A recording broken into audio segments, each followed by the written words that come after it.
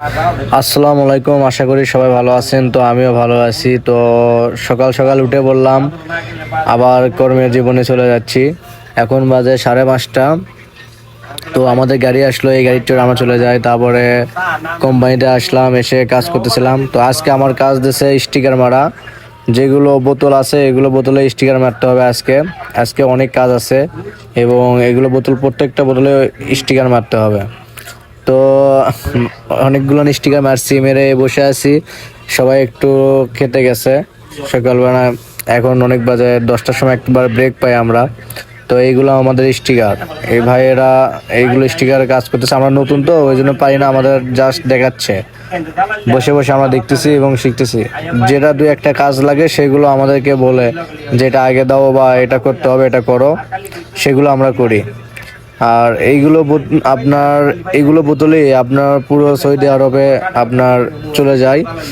এইগুলোতে আপনার হচ্ছে যে অয়েল তোলে। ব্রেকফাস্ট করতে গেছে, তো আমি বসে আছি, ওরা আসলে আমি যাব।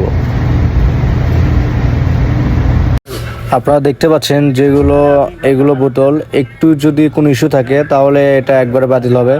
আর স্টিকার খুব নিখুঁতভাবে করতে হয়। যদি ফুলে যায় বা একটু সাইড থেকে একটু নিচে নেমে যায়, সেগুলো বাতিল হয়ে যায়। আমি আপনাদের একটা কথা বলবো, সেটা হচ্ছে ভাই, যারা দেশে আছেন এবং অনেক ছোট, ধরেন 18+ বয়স, এরকম যারা ভাবতেছেন বাইরে আসবেন, আসতে পারেন, কোনো বাধা নেই, চলে আসবেন। আর আপনারা হয়তো ভাবতে পারেন আমার লাইফ স্টাইল কীরকম। আসলে ভাই, আমি সব কিছু করেই আমি এভাবে চলাফেরা করি। আর পরিশ্রম ছাড়া কখনো কোনো কিছু করা সম্ভব না। আপনারা হয়তো ভাবেন আমি ঘুরি ফিরি আবার এইসব কাজ করি। আসলে কাজ করতেই হবে। পুরুষ মানুষ যখন তখন কাজ করতে হবে। আর যারা আপনারা ভাবতেছেন বাইরে দেশে যাবেন, আপনারা এরকম কাজ করবেন, আপনারা চলে আসতে পারেন, সমস্যা নাই। পরিশ্রম না করলে আপনি দেশে থাকলেও কিছু করতে পারবেন না, বাইরে আসলেও কিছু করতে পারবেন না। সর্বপরিসরে আপনাকে পরিশ্রম করতে হবে। এই যে যেমন দেখুন, বাইরে আসছি, ভাত রান্না করে খেতে হচ্ছে, সব কিছু করতে হচ্ছে, নিজেকে বাজার করে খেতে হচ্ছে।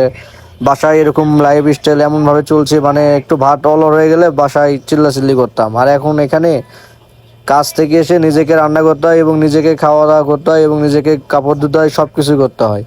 তো আপনারা আসলে আসবেন, কিন্তু বাইরের জীবনটা অনেক কষ্টের, এটা মাথায় রাখতে হবে। আর কষ্ট ছাড়া সফলতা কখনোই অর্জন করতে পারবেন না। সব কিছু পরিসরে আমি আপনাকে একটা কথাই বলতে চাই, আমার জন্য দোয়া করবেন সব সময় এবং আমি যেন